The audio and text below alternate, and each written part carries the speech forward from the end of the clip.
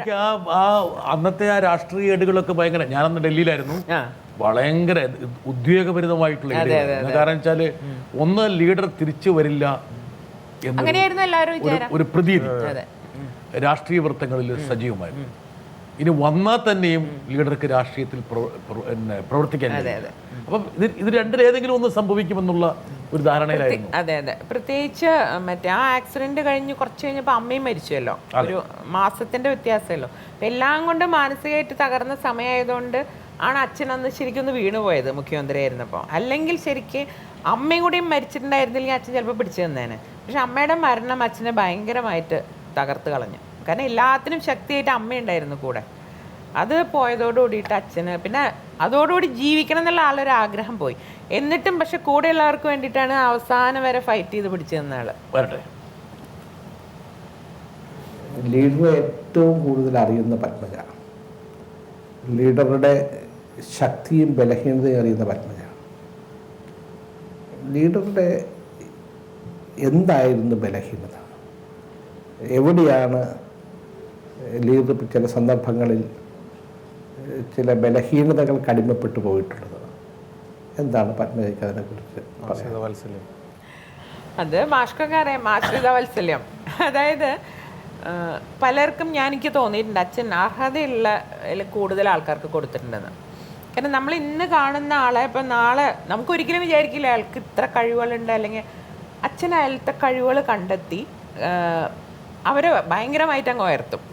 അതായത് ഒരാളെ കണ്ണു വെച്ചാൽ ഞാൻ പറയാം ഇയാളിപ്പോൾ നാളത്തെ മന്ത്രി MP ആവുമെന്ന്. അത് ശരിയായിരിക്കും, കാരണം പിന്നെ അങ്ങനെ പടി കയറി വരുന്നതാണ് അയാൾ. പക്ഷെ ഞാൻ ചിലപ്പോൾ ഒരു അർഹതയില്ലാത്തവർക്ക് കൊടുത്തോണ്ടാണോ എന്തോ അവരൊക്കെ അച്ഛനെ പിന്നെന്ന് കുത്തിയെന്ന് എനിക്ക് തോന്നും. കാരണം കുറേ പേര് പെട്ടെന്ന് വളർന്നു വന്നവരുണ്ട്, പെട്ടെന്ന് വളർന്നവരുന്നു. അവരൊക്കെയാണ് അവസാന സമയത്ത് അച്ഛനെ ഏറ്റവും വേദനിപ്പിച്ചവർ.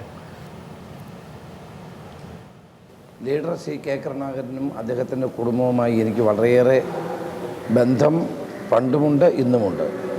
അതിൽ തീർച്ചയായിട്ടും മുരളിയുടെയും പത്മജയുടെയും ആയിട്ടുള്ള ബന്ധവും വളരെ ആഴത്തിലുള്ളത് തന്നെയാണ്. മുരളിയായിട്ട് ചില അഭിപ്രായ വ്യത്യാസങ്ങളൊക്കെ ഇടയ്ക്കുണ്ടായെങ്കിൽ ഇപ്പോഴും അഭിപ്രായ വ്യത്യാസങ്ങളൊന്നും നിലനിൽക്കുന്നില്ല. പത്മജയാണെങ്കിൽ ഒരിക്കലും യാതൊരു വിധത്തിലുമുള്ള അഭിപ്രായ വ്യത്യാസത്തിന് ഇട നൽകിയിട്ടുമില്ല. തന്നെയുമല്ല, ലീഡറുടെ ഏറ്റവും ബുദ്ധിമുട്ടുള്ള കാലഘട്ടങ്ങളിൽ ലീഡറെ ശുശ്രൂഷിച്ചും ലീഡറെ പരിചരിച്ചും മുന്നോട്ട് പോയ പത്മജയെ നമുക്കൊരിക്കലും മറക്കാൻ കഴിയുന്ന ഒന്നല്ല. തന്നെയുമല്ല, പത്മജയെ സംബന്ധിച്ചിടത്തോളം രാഷ്ട്രീയമായ നല്ല വിലയിരുത്തലുള്ള ഒരു വ്യക്തിയാണ്. അപ്പോൾ രാഷ്ട്രീയ രംഗത്ത് പല അഭിപ്രായങ്ങളും വളരെ നല്ല നിലയിൽ ആലോചിച്ചെടുക്കുന്ന അഭിപ്രായങ്ങളാണ്. അപ്പോൾ ഒരു രാഷ്ട്രീയമായ വിലയിരുത്തലുകൾ പല കാര്യത്തിലും നടത്താൻ സമർത്ഥയായ ഒരു പൊതുപ്രവർത്തക എന്നുള്ള നിലയിൽ തന്നെയാണ് ഞാൻ പത്മജയെ വിലയിരുത്തുന്നത്.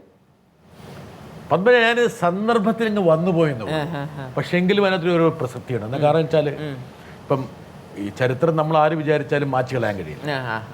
വർത്തമാനകാല രാഷ്ട്രീയത്തിൻ്റെ സമ്മർദ്ദം കൊണ്ട് പ്രത്യേകിച്ച് ചരിത്രത്തിലേക്കുള്ള എത്തിനോട്ടം വേണ്ടെന്ന് പറയാൻ പറ്റും. അതൊക്കെ എപ്പോഴും ഇപ്പം ഈ ഗൂഗിളിൽ കിടക്കുന്നു എന്ന് പറയുന്ന പോലെ ചരിത്രത്തിന് അല്ല, ഇവരെ പോലെയുള്ള പലരും അകന്നു പോകാനൊരു കാരണം ഞാനത് പറഞ്ഞിട്ടില്ല പലപ്പോഴും. കാരണം മുരളിയേട്ടൻ്റെ വരവ് രാഷ്ട്രീയത്തിലേക്കുള്ള അത് പലരും പേടിച്ചിരുന്നു. പക്ഷെ അത് വെറും തെറ്റിദ്ധാരണയായിരുന്നു. ഒരിക്കലും അച്ഛൻ മുരളി ആ സമയത്തൊന്നും ഒരിക്കലും മുരളിയേട്ടനെ സപ്പോർട്ട് ചെയ്തിരുന്നില്ല. എല്ലാവരും മാതിരി ഫൈറ്റ് ചെയ്ത് വരട്ടെ എന്നുള്ളൊരു ആറ്റിറ്റ്യൂഡായിരുന്നു. പക്ഷെ എല്ലാവരും തെറ്റിദ്ധരിച്ചു ഇനി മുരളിയായിരിക്കും അടുത്ത്. അങ്ങനെയല്ല, അച്ഛൻ ശരിക്കും അച്ഛൻ്റെ അടുത്ത ആളുകൾ കൂടെ നിന്ന് കുറേ ഒരു വിശ്വസ്തന്മാരുണ്ട്. അവരിൽ ആരെങ്കിലും ഒരാളായിരിക്കും ശരിക്കും അച്ഛൻ്റെ പിൻഗാമിയായിട്ട് വരുന്നതാണ് ഞങ്ങൾ വരെ വിചാരിച്ചത്. അച്ഛനും അങ്ങനെയാണ് വിചാരിച്ചത്. പക്ഷെ അവരെല്ലാം തെറ്റിദ്ധരിച്ചു, അങ്ങനെയല്ല. പക്ഷെ എപ്പോഴെങ്കിലും ഒരു രാഷ്ട്രീയ നേതാവിൻ്റെ മകൻ രാഷ്ട്രീയത്തിലേക്ക് വന്നു കഴിഞ്ഞാൽ ആ വ്യക്തി അല്ലാതെ മറ്റൊരാരെങ്കിലും വ്യക്തി ആകുന്നൊരു പതിവില്ല. അല്ല, അന്നല്ല, അന്ന് അങ്ങനെയായിരുന്നില്ല. ഇപ്പോഴാണ് അച്ഛൻ വന്ന അടുത്ത മകൻ തന്നെ എന്നൊരു തീരുമാനത്തിൽ. അന്ന് മുരളിയേട്ടനൊക്കെ ഉള്ള സമയത്ത് അങ്ങനെയല്ല. അന്ന് അച്ഛൻ നല്ല ആക്റ്റീവായിട്ട് നിൽക്കുന്ന സമയം അച്ഛൻ കൂടുതൽ രാഷ്ട്രീയ കാര്യങ്ങൾ മുരളിയേട്ടനേക്കാളും ചർച്ച ചെയ്തിരുന്ന കൂടെ നിന്നിരുന്നവരോടായിരുന്നു. അപ്പോൾ അവസാന കാലങ്ങളിൽ പക്ഷെ ഇവരൊക്കെ തിരിച്ചു കൊണ്ടുവരാൻ എനിക്ക് കഴിഞ്ഞു അക്കാര്യത്തിൽ. അല്ല, എന്തായാലും അന്ന് പത്മജ പറഞ്ഞതുപോലെ എനിക്ക് തോന്നുന്നു കുടുംബത്തിൽ ഏറ്റവും വലിയ ഒരു പ്രതിസന്ധി മുരളി വരുന്നു.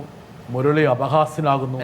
മുരളിയെ എന്താ പറയാ, ഒരു യാതൊരു ബുദ്ധിയും ബോധമില്ലാത്ത ഒരാളായി ചിത്രീകരിക്കുന്നു. എന്നേറെ ഒരു മന്ദബുദ്ധിയുടെ തലത്തിലേക്ക് പോലും ആക്ഷേപിക്കുന്ന കിങ്ങിണിക്കുട്ടൻ.